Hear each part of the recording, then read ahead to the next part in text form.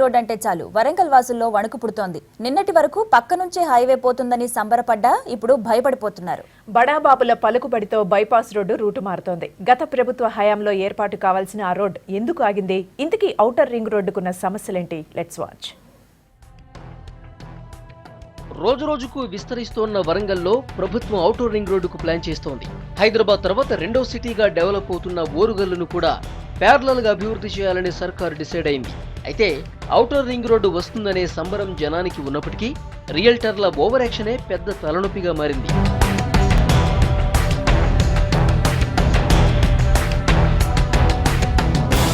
ప్రస్తుతం ఉన్న వరంగల్ హైదరాబాద్ రోడ్డుపై రోజు ఏదో ఒక యాక్సిడెంట్ కామన్. దీనికి భారీ వాహనాలు కూడా తోడు కావడంతో ట్రాఫిక్ సమస్య ఎక్కువైంది. ఇలాంటి పరిస్థితుల్లో ఔటర్ రింగ్ రోడ్డు ప్రతిపాదన తీసుకొచ్చారు అధికారులు. అయితే గత ప్రభుత్వ హయాంలోనే ఔటర్ రింగ్ రోడ్డుకు గ్రీన్ సిగ్నల్ వచ్చింది.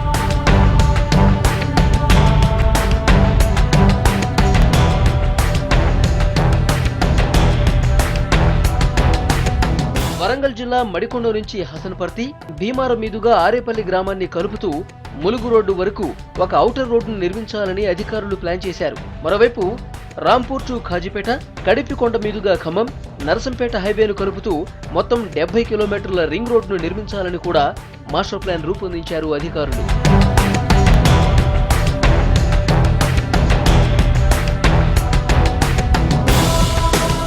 సర్వే ప్లాన్ ప్రకారం భీమారంలోని సహకార భవనం, తులసి గార్డెన్ కు ఆనుకుంటూ ఔటర్ రోడ్డు వెళ్తుందని మార్కింగ్ ఇచ్చారు. కానీ ఇక్కడే రహదారి రూట్ మార్చేశారు. అప్పట్లో దీనిపై పెద్ద ఎత్తున విమర్శలు వచ్చాయి. అయితే మార్కింగ్ పనులు తాత్కాలికంగా నిలిపివేశారు.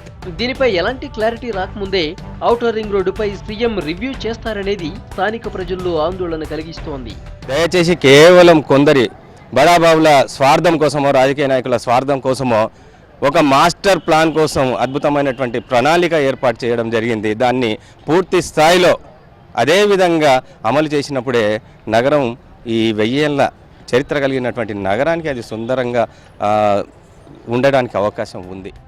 గతంలో ఉన్న సర్వే ప్రకారం రోడ్డు నిర్మాణంలో 3 బాధితులు మాత్రమే భూములను కోల్పోవలసి వస్తోంది. కానీ ఇష్టారాజ్యంగా అధికారులు అలైన్మెంట్ మార్చడంతో భీమారం, చింతగట్టు, దేవన్నపేట గ్రామాలకు చెందిన చాలా కుటుంబాలు రోడ్డున పడాల్సిన పరిస్థితి వస్తుందనే ఆరోపణలు వినిపిస్తున్నాయి.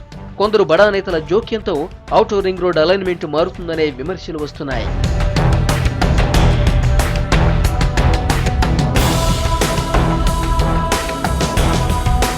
ఔటర్ రింగ్ రోడ్డు వివాదం సీఎం దృష్టికి తీసుకెళ్తామంటున్నారు టీఆర్ఎస్ నేతలు.